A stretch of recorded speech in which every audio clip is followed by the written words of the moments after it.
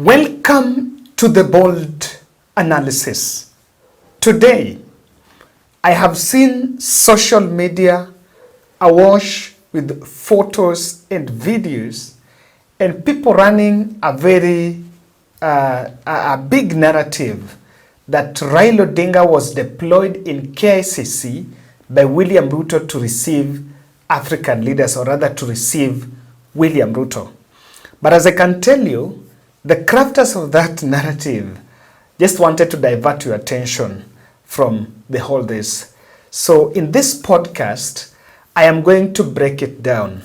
I am going to show you with evidence what exactly happened and what was Odinga's achievement of heading to KICC and whether it was achieved. Make sure you subscribe to our channel and watch this video to the end. If you followed it, now we say here that as we follow every event, it will give you the chronology of everything that happened. African Soil and Fertilizer Summit Day 2 was on Thursday. This is after day 1 that was opened by Musalia Mudavadi, the Foreign Affairs CS, and his agriculture counterpart, who is the embattled minister, Waziri Mithika Linturi. And then day 2, two things happened. Musalia Mudavadi flew to DRC Congo and is believed on some diplomacy assignments. And then Rigathi Gachagua also was away in Mai Mahiu, presiding over, or rather was the chief guest in the prayer rally for Mai Mahiu flash floods victims. So Rigathi Gachagua, and I want to explain this, he skipped that event, but I believe his skipping was well organized, because even where he was in Mai Mahiu, he was with full government, with a host of ministers there. Now yesterday, the presidents and high-profile guests started arriving in the country. And if you look at this photo, RAILA Odinga received the guest when the spouse to former, the late Magufuli, Janet Magufuli, paid a courtesy visit to RAILA Odinga's current residence. That was Janet Magufuli and the children. Remember, RAILA had a very long relationship, a very strong friendship with the late former Tanzanian president, John Pombe Magufuli. So, and Janet Magufuli went there also with Hassan Joho, and those are the photos that you can see. So as of yesterday, the delegates had started arriving. Musalia Mudavadi, through the Office of the Foreign Affairs, had sent official invitations to RAILA Odinga the other week, and last week, inviting him for this summit. But remember, this was contrary to the norm, contrary to what normally happens, because what normally happens is that the organizers, which is normally under the office of the president, are the ones that normally send those invitations, especially even the last one that was sent. So this one, he did not receive through the right channel, through the other channel. He received direct from the Office of the Foreign Affairs. And it might also be fair to say perhaps they were the organizers of the summit. But remember, it normally has a multi-sectoral approach committee, including members from Foreign Affairs, the State House, and the Ministry of Agriculture. Now, on Thursday morning, I wanted to look at this photo, and this is the place where Aden Duale, the Defense CS, and Attorney General Muturi was stationed to receive the high-profile dignitaries, to receive the presidents.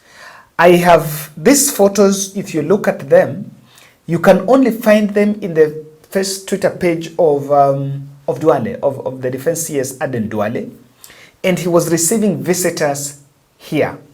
In this space, this is the role that Rigathi Gachagua was doing in the last African Climate Summit that was held in September last year. So this is the place that Rigathi Gachagua was placed, and apparently he didn't even know. From nowhere, Raila came, and there was that drama of Raila really storming the venue through that place. So here was the way, and you can see people that were there was Duale. You can see the other person who was there was Muturi, and Foreign Affairs PS, Dr. Korir Siong'ei. But they have just realized, I listened to his interview in, I listened to his interview in Citizen TV. He's really polished. I think, give credit where it's due. If there is a place we have the right brain, the right person for the job, that PS should even be the CS. In fact, I've not seen many, but Siong'ei is promising. Mtu kama ni mzuri ni mzuri. He really, kama mtu mzuri ni mzuri. And he really fit the bill. So, this is the place where the visitors were, the presidents were received. If you check, you will not see Raila's photo there. So he didn't come through that space. He didn't come through that door. So, after they were received here, this is where the presidents were received. They were being ushered in a VIP lounge. And this VIP lounge is where, this is the place where they're being ushered. Someone has argued that if Raila, if William Ruto had invited Raila to welcome him, as people are insinuating, then what it would have shown, you would have seen Raila there. And even if he was campaigning for Raila, then the place that the chief campaigner would have campaigned will be there, and you'll see Raila there. So people have really raised questions. So this is where they were. Apparently, so how did Raila get in? If you look at this photo, this video, Raila arrived alongside his personal security and Caroline Karogo. Caroline Karogo was the former Nyeri deputy governor, was ejected from office, and currently we understand she was working with Azimio Secretariat in the last general election, and that is Uhuru Axis. It's also important to remember that. But currently she went off the limelight a bit after the last year's election, but it's understood that she's working with another international organization, which is also one of the partners that were here. So Raila arrived with her, and he did not use, contrary to what he did last time, he did not use this route. He did not use the route where Kina Duale and the others were. He actually just used the other ordinary gate that the other delegates were using, and that's why you will not see his videos or his photo maybe greeting with Aden Duale there. So that's why they might have decided not to. And so I wanted to watch the video where you are being told of Raila receiving William Ruto. I wanted to watch this part of this video shortly, just a bit of it. Now if you see this video, where Raila is sitting, Kina Ruto, when they were getting into the auditorium, before they negotiate the corner to take their seats, as you can see, Raila was seated just at the corner there. Raila's seat was at the place just at the corner when you come from the VIP on the other side and heading towards where the other leaders were supposed to. In fact, it was in the front seat, but it was just at the mere place where they're supposed to negotiate their corner and go in and take their seats. So what he did, of course, remember when Ruto and the other presidents were arriving, he had arrived early and he was already seated. So when they came, he just came off his seat and went towards Ruto and the team because he was looking for that rapport with African leaders. I want to ask you this, and someone should just tell me. You've seen Raila there. If he was seated way far, Uko, somewhere in the background, Uko, Do you think he would have got it? He would have gotten the opportunity to interact with them? No. So not that he welcomed William Ruto.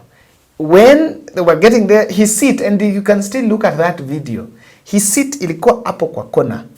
Ilipangwa vizuri. You can see the security man was actually, his security guy was actually behind him. So it was, he did a very good strategy. It's a very strategic point to ensure that he achieves his objective. And so I'm going to tell you why RAILA was there. But just a snapshot a bit, as we talk about that, the greatest highlight was the outgoing chairperson of African Union Commission, Musa Faki, really faulting the fertilizer procurement practices, or rather importation practices in Africa, at a time where some of those rogue importation practices have really landed us in trouble.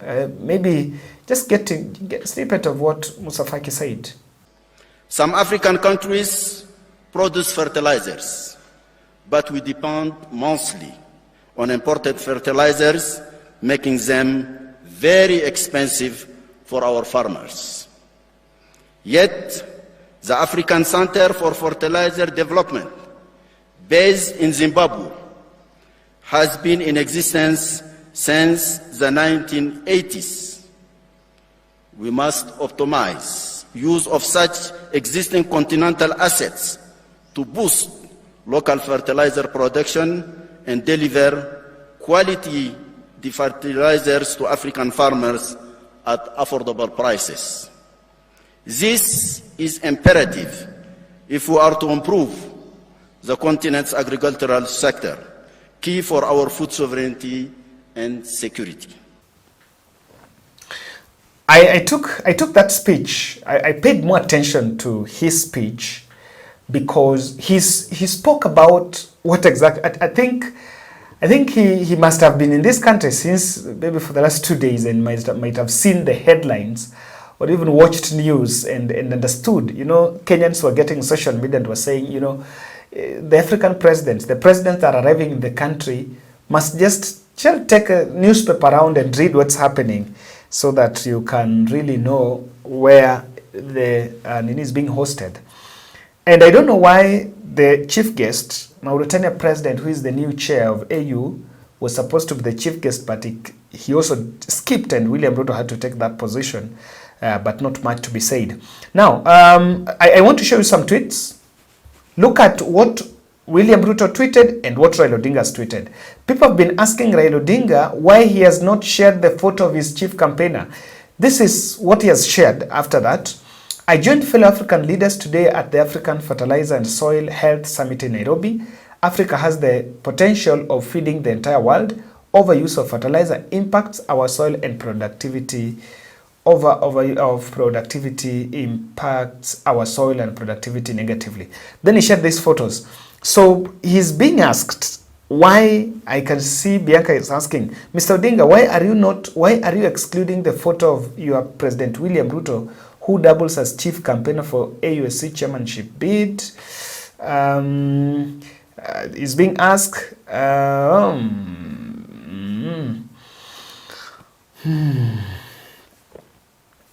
Okay.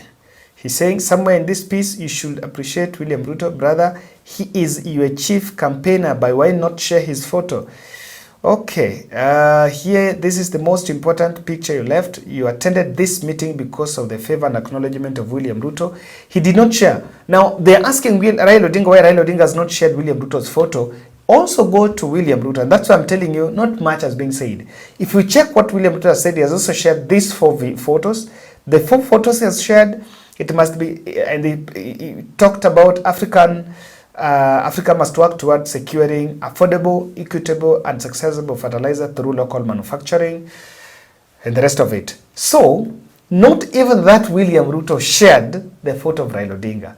And also Raila Odinga has not shared his photo because when they were leaving, they actually met at the VIP at the exit because there was no other protocol for leaving the place. He decided now to chill up with the others. Now, What did Odinga want to achieve?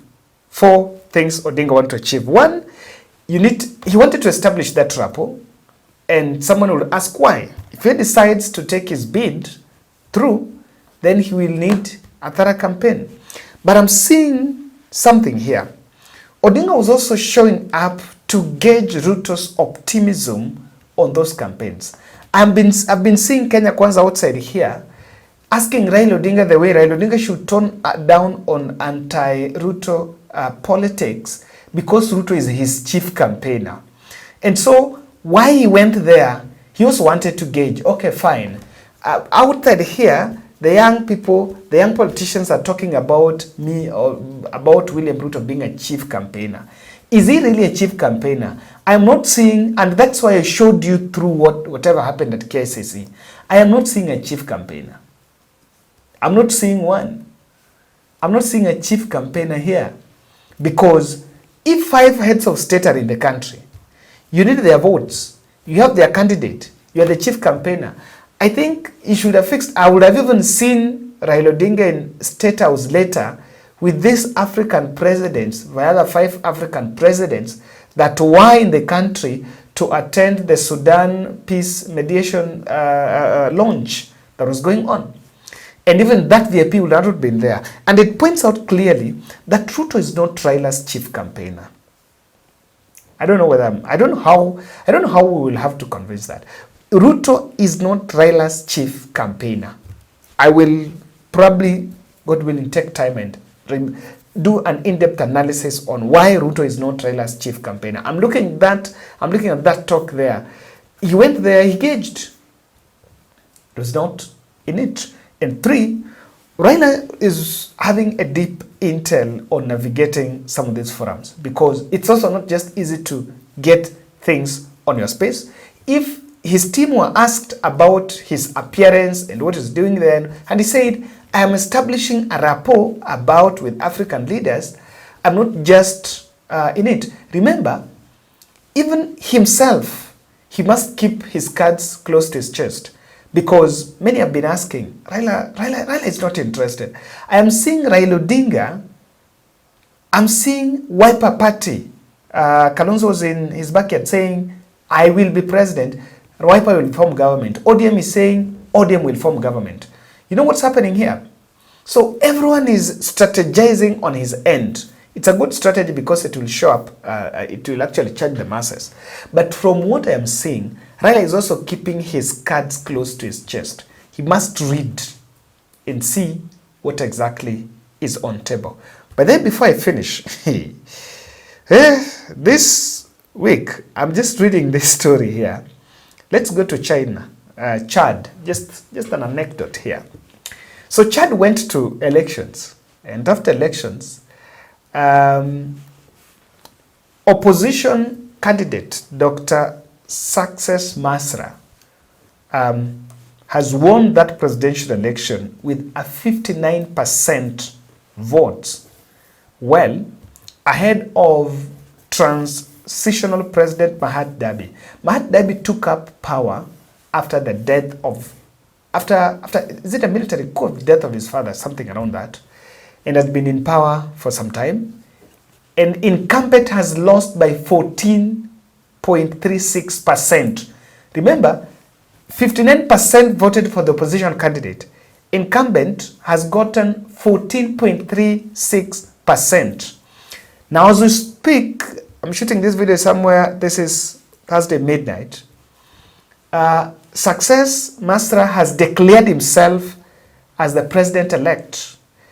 Now, why he's done that is that there is unusual deployment of army in the streets of Chad capital ahead of provincial results, which the electoral body has declined to announce. Hey, they are where we were in 2007.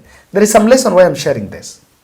Incumbent has gotten 14.36%. So someone should not tell you, someone should not ever lie to you that an incumbent cannot lose an election. An incumbent can lose an election. And tell you with the losing, you know, there is winning with a wide margin. You can also lose with a wider margin. Ladies and gentlemen, Thank you very much. That's my take. Let's meet in the next.